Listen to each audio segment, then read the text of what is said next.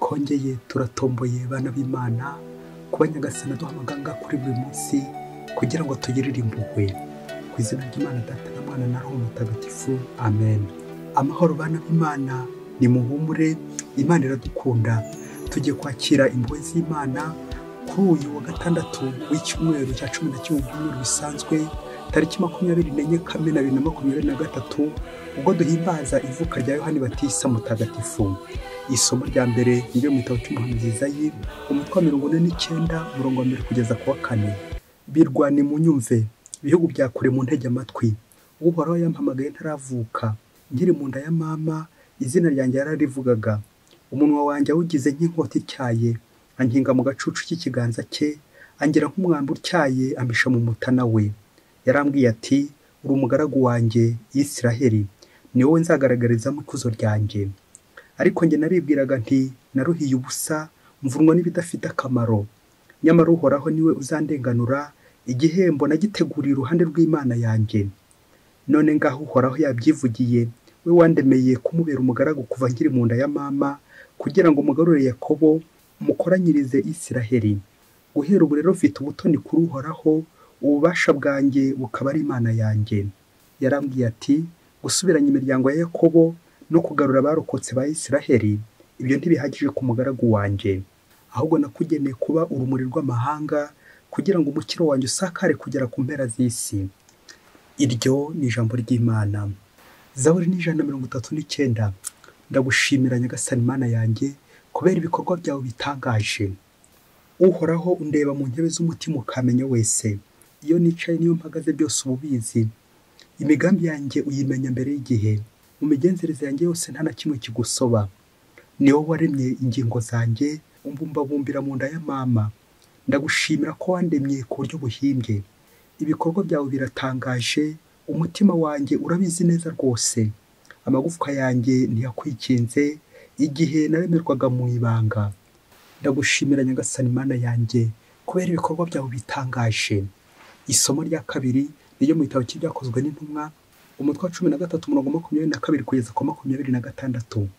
Mu isengero ry'Antiyokiya ho muri Pisidiya, Pawulo yabwiye Abayahudi ati, Imana yamaze guhigika Sawuli, ishyiraho Dawudi ngo ababere umwami, ari nawe yatanzeho icyemezo ati, nabonye Dawudi mwene Yese, umuntu nguye ku mutima, uzakora ibyo nshaka byose.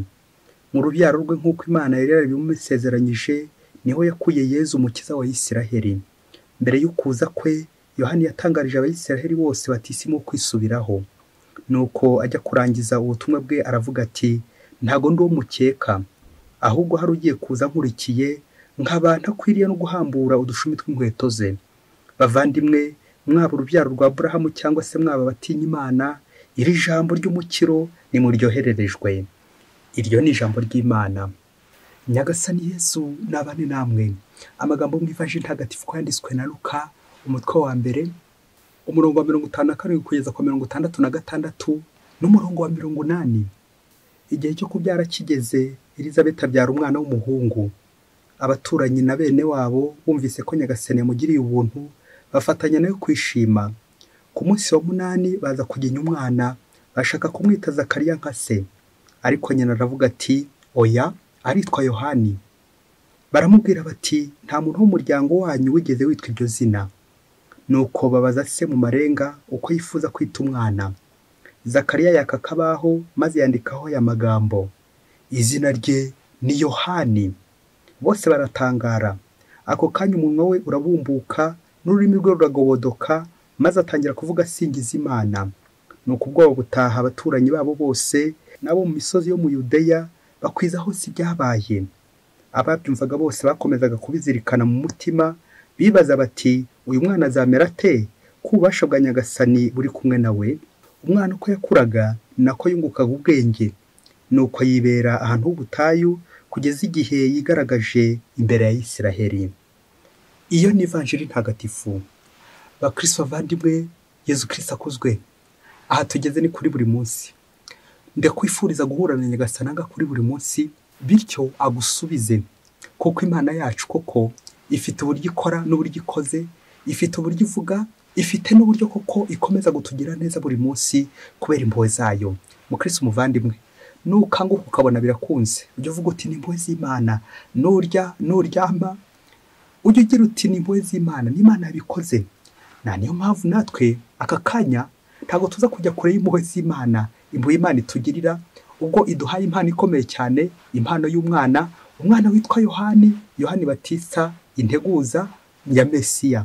Yohani Batista arusha Yezu Kristo amezi 6, bitwibutsa ko nyine Noheli nayo ubwo isigaje amezi 6 kugira ngo ibe, kuko Yohani Batista ni integuza Yezu Kristo amezi 6 rero mbere ye tuzirikana ivuka rye.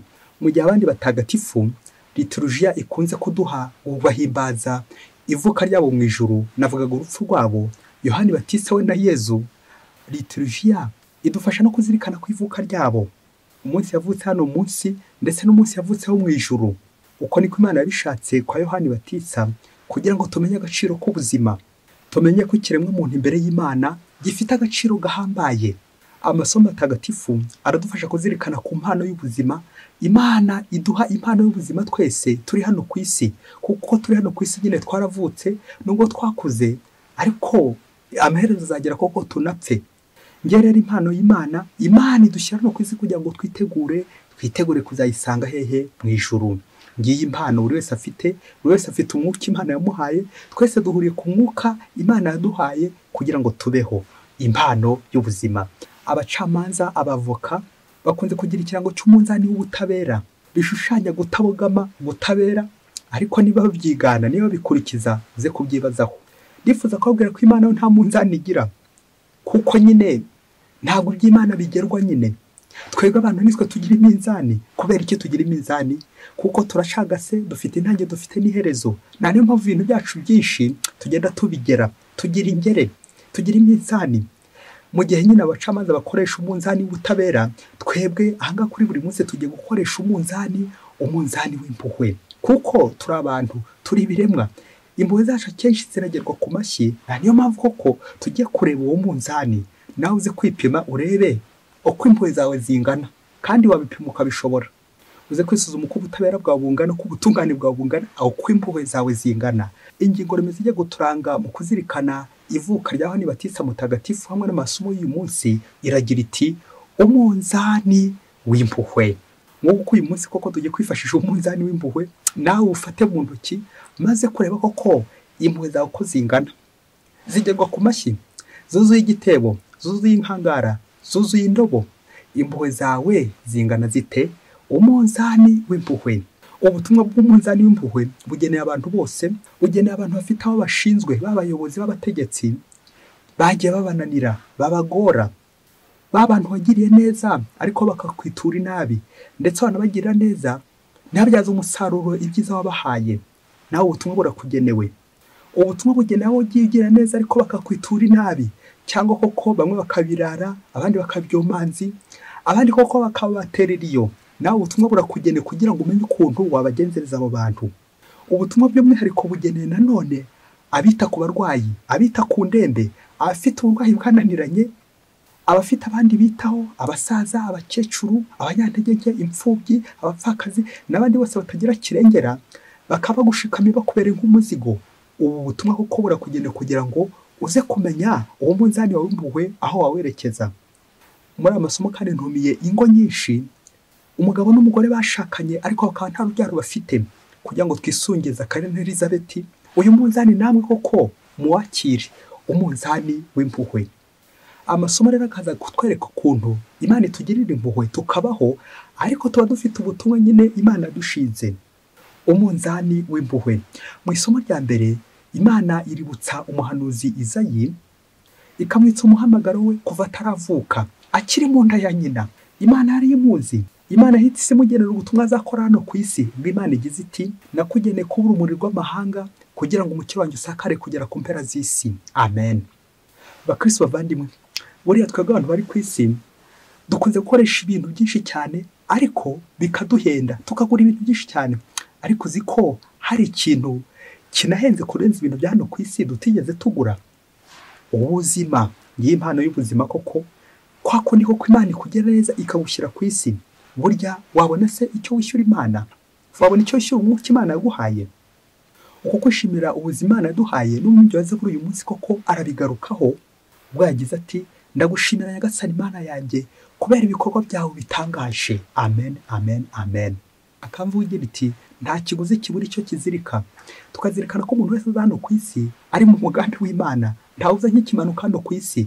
Nanjye ko twumvise mu isomo rya kabiri ngo Paulo yari Antiyokiya akomeza guhishurira abayahudi umugambi w'Imana, uko Imana atega umugambi wayo koko gukiza abantu, ikaza no kunyura kuri Yohani Batisa. Twumvise none turi guhimbaza ivuka ry'uyu munsi.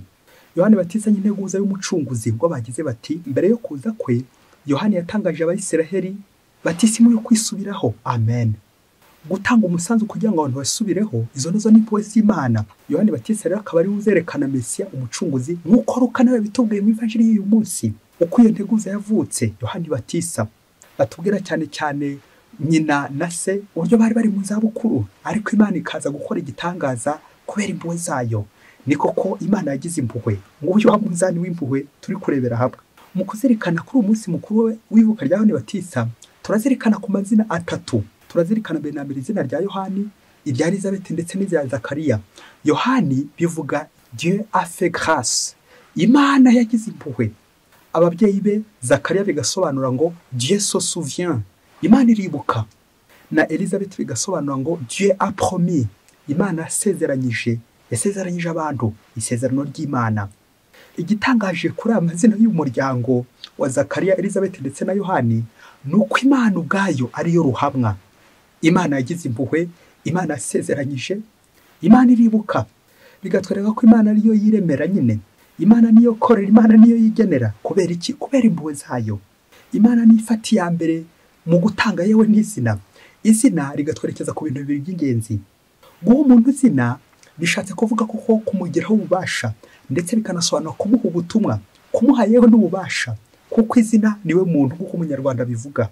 Ni uguhabwa umurimo no guhabwa inshingano. Guhabwa izina no guhabwa agaciro. Bigatwibutsa ko nyine utari ikimanuka, ufite ubutumwa bwawe bwihariye Imana yagushinze. Ngabo rero ba Yohani turi guhimbaza. Yohani, Imana yagize impuhwe. Nguko umunzani koko, umunzani w'impuhwe. Imana yagira impuhwe abayisiraheli, ibatora mu yindi miryango yose, inyuzaho umucunguzi w'isi yose kubera impuhwe z'Imana.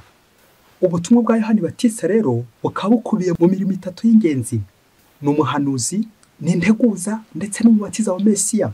Ngubwo ubutumwa Imana buri wese imaze kumurema, nanone ihita imushinga ubutumwa. Ni bya bindi by'uko nyine Imana imaze gukurema ihita iguhereza n'isahani yawe. Bishatse kuvuga iki? Uzariraho. Bishatse kuvuga iki? Iguha n'amaboko kugira ngo uzayikorere. Ngibyo rero umukristo muvandimwe Yohani Batisa aratwibutsa ko ubutumwa dufite nk'ababyeyi bwo kurera, tukarera Imana. Dukorera Imana, turerere Imana. Harera Imana.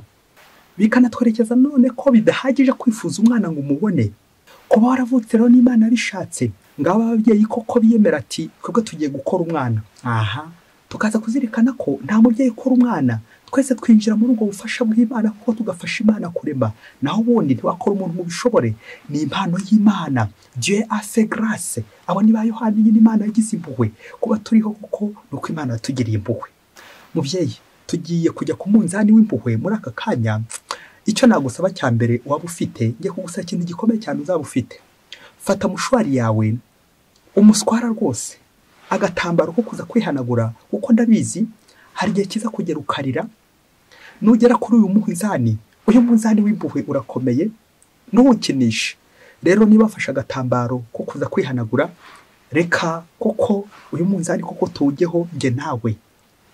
Umunsi umwe hirya kure cyane muri Afurika, ngo umugabo n'umugore ngo barabanye, barashyingirwa, babana aho ngaho kuko ngo bari abakristo b'indani.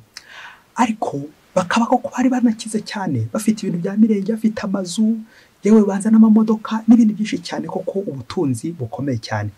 Ariko nubwo bari bakize bikomeye cyane, ngo bari bafite ikibazo cyaremereye cyane, ngo bari bamaranye imyaka 20 yose kuva bashaka, kubura urubyaro. Ngo ntibari bafite n'akana na kamwe.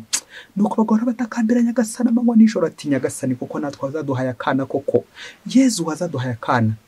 Bagajya gushengerera, bakajya gusenga, bakajya muri groupe de prière, bakajya hirya no hino. Ubwo rero uri uteza amatwi kugira ngo nze kukubwira uburyo nyuma y'imyaka 20 aba babyeyi koko Nyagasani yaje kugira impuhwe. Dieu a fait grâce. Nuko rero bagira bacya mu byagiye kubona aratwite. inda irakura koko, biza kugera igihe koko wa mwana aza kuvuka muri rwa rugo. Imana ibaha impano y'umwana koko muri rwa rugo. Ubwo koko batangira bashimira Imana, Nyagasani koko nabo ubahaye koko iyo mpano y'umwana. Umwana rero ngo aza kuvuka, reka tubivuge mu mazina yabyo, avukana inenge, amugaye. Bababyeyi koko ubanza byarababaje, bibaza ukuntu koko bakajya bajujutira mu mutima ati Imana yatugenzeho, Imana yatugenzeho. Ariko ntibyagarukiye aho ngaho, umwana avukanye n'izindi ndwara nyinshi cyane. Nuko bababyeyi koko bakomeza kwihangana, bavuza wa mwana, bamujyana mu bitaro bya kure, bamujyana mu bitaro bikomeye cyane kugira ngo muvuze. Indwara yaravukanye nyinshi cyane, amafaranga yabo arahashirira pe, bari kuvuza umwana. Rimwe umwana akanga gukira, babyeyi bakongera bakicara batari ko Nyagasani, ubu ntiyatugenzeho. Rimwe na rimwe bakagwa mu mutego wo gutekereza ibintu ntaza guhita mvugira aha ngaha, ibyo bifuzaga gukorera uwo mwana kugira ngo babe bakwiyohereza ku butumwa. Ntabwo nza kwirwa mbivugira aha ngaha nawe uze kubyiyumvisha uburyo kuko ababyeyi bakomeje kugenda bagwa mu gishuko. Ariko igihe kizimwe kiza kugera koko wa mwana ko bakomeza baramwitaho, baramuvuza bikomeye cyane.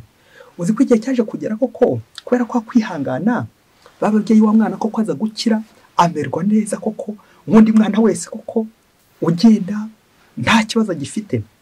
Igihe rero cyaje kugera wa mwana arakura, bamushyira mu ishuri, yiga amashuri abanza, yiga yisumbuye, ndetse bamurihira na iniverisite, amashuri koko akomeye cyane, ariga araminuza. Ubwo urumva ko ababyeyi koko barirya barimara, imitungo barayigurisha kugira ngo wa mwana bamuvuze no kugira ngo umwana yige. Ubwo ababyeyi koko ni nk'aho bari basigariye aho ngaho, ukuntu bitaga kuri uwo mwana kugira ngo uwo mwana akure. Igihe rero cyaje kugera, bya bindi by'uko nyine nyakiri atararabushyitsi kandi ngo aho umutindi yanditse ntiriva. Igihe cyaje kugera, wa mwana ku munsi wa graduation, umunsi koko agiye gufata diplome, agiye kwishimira diplome. Ubwo ababyeyi murumva koko bari baragushije, bari batunze byose byarabashizemo, bavuga bati byibuze umwana wacu nawe, umwana wacu agiye kubona diplome, ubundi koko azakore koko imirimo ifatika cyane, ubundi koko natwe twongere atuzahure, twongere dukire. Igihe cyaje kugera koko wa mwana ajya mu birori. Ibirori koko arabibunduguza, diplome arayakira neza koko, amafoto aracicikanya n'ibindi byinshi cyane. Sibwo rero avuye gufata diplome, yinjiye mu modoka. Ya modoka yari yinjiyemo ikora impanuka. Ngaho nawe tekereza mubyeyi, umwana warangije kwiga, umutanze amafaranga menshi cyane, none koko nibimubayeho agize impanuka. Ubwo rero amaze kugira impanuka, agira impanuka mortelle, impanuka ikomeye cyane ku buryo yatakaje ingingo zimwe na zimwe. Biza kurangira koko adapfuye, ariko yangiritse bikomeye cyane. Ubwo bagombaga koko kujya kumuvuza mu bitaro bikomeye cyane kugira ngo umwana koko agarure agatege. Babyeyi n'ubundi bagurisha utuntu twose bari bafite twose kugira ngo bajyane wa mwana bajye kumuvuza mu mahanga, bamujyana mu ndege. Ageze muri bya bitaro, umunsi wa mbere, umunsi wa kabiri bari kumuvura. Nuko ku munsi wa gatatu koko bababyeyi bagiye bumva ko wa mwana koko atongeye gukanguka kubera ko yari yagiye muri koma. Biza kurangira wa mwana apfuye azize yampanuka, bya bikomere yagize kuri yampanuka. Ngaho nawe utekereza iyi diplome uwo mwana asize biri buze kugenda bite. Ngaho nawe ishyire muri umwanya w'ababyeyi, uburyo uyu mwana koko yavutse, uburyo bamureze, uburyo bahangayitse, n'uburyo koko bari bizeye ko noneho umwana avuye kuzana diplome ajya kubona akazi keza. None dore aho birangiye kuko uyu mwana arangije ugwe hano ku isi. Tekereza uburyo ababyeyi bagiye kumererwa. Bakristo bavandimwe, Yezu Kristo akuzwe. Niba koko washoboye kwihanagura, dushobora kongera gukomeza gato cyane, maze turebe iki uru rugo rwatwigisha, urugo rw'ababyeyi barahangaha barera, bakarera umwana, ariko ntibaragira icyo bamukuraho, usibye gusa ko bamureze gusa, bikaza kurangira ubuzima bwe burangiye, nta n'inyungu n'imwe bamukuyeho usibye ibyo bamutanzeho byinshi. Bakristo bavandimwe, urugo ruratwigisha ko dufite ubutumwa bwo kurerera Imana. Burya turera, ariko ari Imana turi kurerera. Ngo ubwo ubutumwa bw'umubyeyi tujya tubyirengagiza, tukagira ngo abana n'abacu.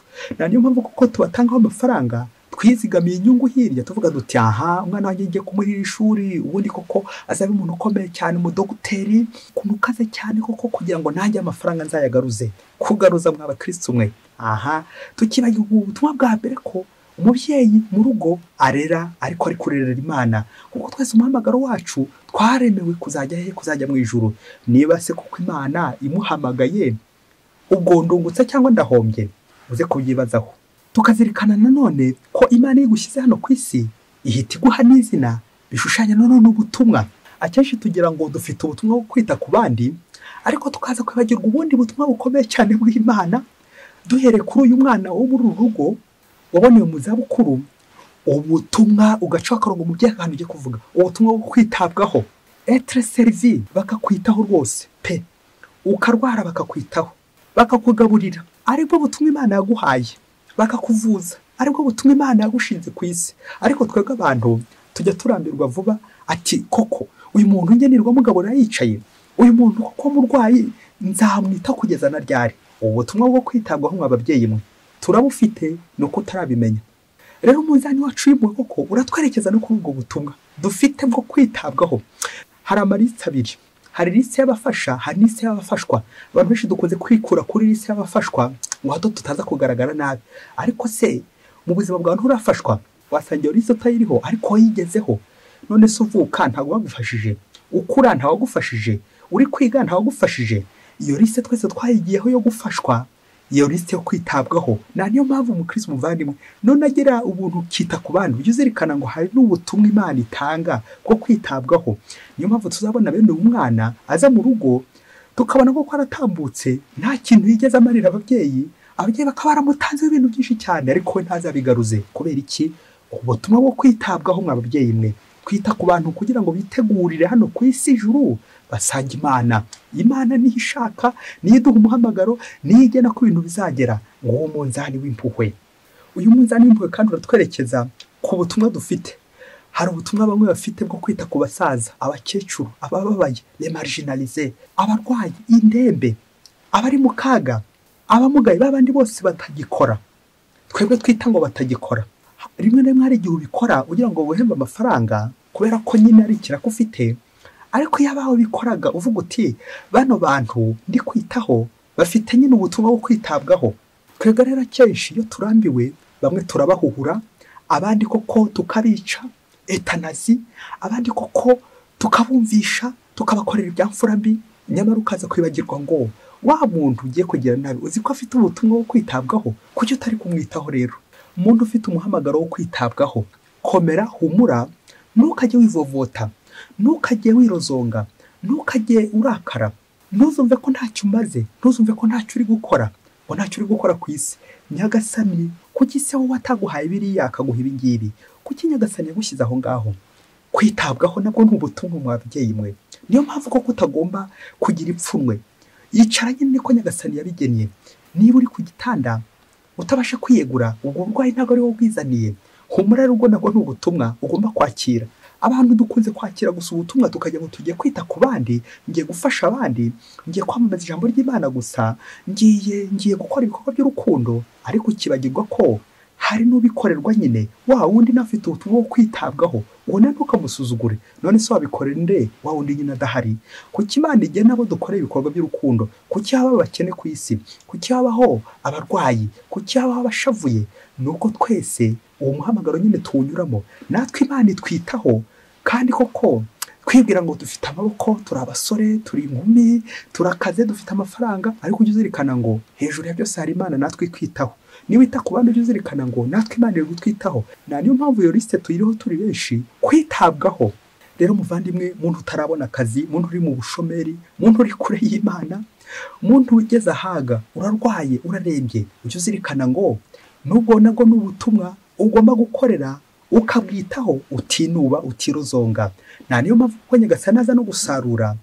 Hari igihe iwanyu bazaba baragutanzeho amafaranga, hari igihe imiryango yagutanzeho amafaranga, wararwaye za kanseri, warababaye, bakagutanga za miliyoni na miliyoni, amafaranga menshi cyane, abantu bagasigara bibaza ariko nk'ubu ariya amafaranga apfuye iki? Ariko nk'ubu koko turi guhomba biriya bintu byose njya gutanga kuri uriya muntu, kandi kuko ndabona atazakira, ndabona rwose uriya muntu ntabwo azigera akira, amafaranga ari gupfa ubusa.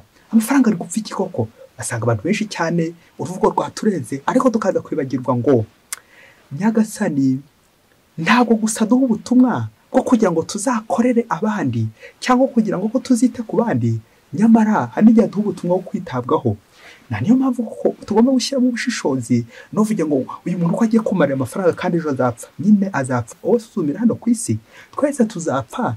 niyo mpamvu kwita ku muntu uzapfa ntabwo uba wibagiye ko azapfa, nta nubwo uri guhomba, ahubwo no kugira ngo natwe twitegure, kuko turi hano ku isi kugira ngo twitegure iki? Twitegure ijuru. rero umunzani w'impuhwe z'Imana wo uragira uti Imana aho kuguhomba yahomba, igahomba ibintu, igahomba amafaranga, igahomba ayo mazu, igahomba ayo masambu, igahomba ibyo bintu bya mirenge yose bashobora kugutangaho urwaye ubabaye bakajya kukuvuza kure mu bitaro bikomeye cyane, ariko Imana ishaka kugira ngo ikunguke, ariko Imana ishaka kugira ngo ikugarure mu nzira nziza, ariko Imana ishaka kugira ngo inyuze umuhamagaro wawe aho ngaho. Imana aho kuguhomba yo yahomba, igahomba byinshi n'ibyo byose. ngo umunzani w'impuhwe z'Imana, ngo umunzani natwe tugomba kugenderaho. uyu munsi ndagusaba umwitozo ukomeye cyane, uze kureba ngo ese ushobora kwita ku muntu uzi neza ko ntacyo azakumarira. ngo uyu munzani w'impuhwe, ibi biratureba twese, umva ntuze kwikuramo nawe, twese ikibazo kiratureba ko tujya twita ku bantu gusa tugira ngo bazaduhe turi kwiteganyiriza ejo n'ejo bundi, ejo heza, ariko tukibagirwa ngo ese nshobora kwita ku muntu nta kintu azamba, nta n'akamaro azagirira na sosiyete, nta kamaro azagirira igihugu, nta kamaro azagirira kiliziya, ngafata ingamba zo kumwitaho, na wa mugome, na wa mubisha, na wa munyabyaha, na wa muntu ugira nabi, ngafata ingamba z'uko hari icyo namuha ntagambiriye na rimwe ko hari akamaro azamara. ukita ku ndaro, ukita kuri za mayibobo n'abandi bose bari kure, wizeye neza ko ntacyo bazamara. aho nuhagera mu Kristo umuvandimwe, uzavuga uti koko umunzani w'impuhwe, dore ingere y'impuhwe zanjye, kugera impuhwe zawe kuko birashoboka. urebeye kuri icyo kintu ushobora gukora, nta nyungu zindi uteze. Elizabeth na Zakariya natwe ko badusabire, babyeyi mwabuze urubyaro mukomere, kuko Imana ntakikora koko idafite impamvu yacyo. kandi niba ufite n'urubyaro komeza urwiteho, n'abatarawo witeho, n'abandi bose ngeri nyinshi ubiteho. ntukajye wibaza uti inyungu iri hehe. inyungu nyine biragoye ko twazibonera ku isi, ariko se dapre tu turera abandi natwe kuko twarezwe nyine. ibyo byose n'Imana yabishatse kubera impuhwe zayo. mubyeyi, uyu munzani w'impuhwe wawufashe, uri hehe? ugeze hehe? impuhwe zawe zingana zite? nanjye kuvuga ku ijanisha. Yohani Batista mutagatifu udusabire kugira ngo uko uvuka ugahabwa izina, bidufashe natwe koko kunoza imirimo yacu hano ku isi, natwe tumenye imihamagaro yacu, tumenye icyo Imana iduhamagarira, kandi koko tugikurikize. Yohani Batista mutagatifu udusabire buri munsi. mwese Imana ibahe umugisha. Imana Data na Mwana na Roho Mutagatifu, amen. Padiri Masumbuko Ladislas wa Diyosezi ya Cyangugu. Mana nje ngusanga, uri umunyamu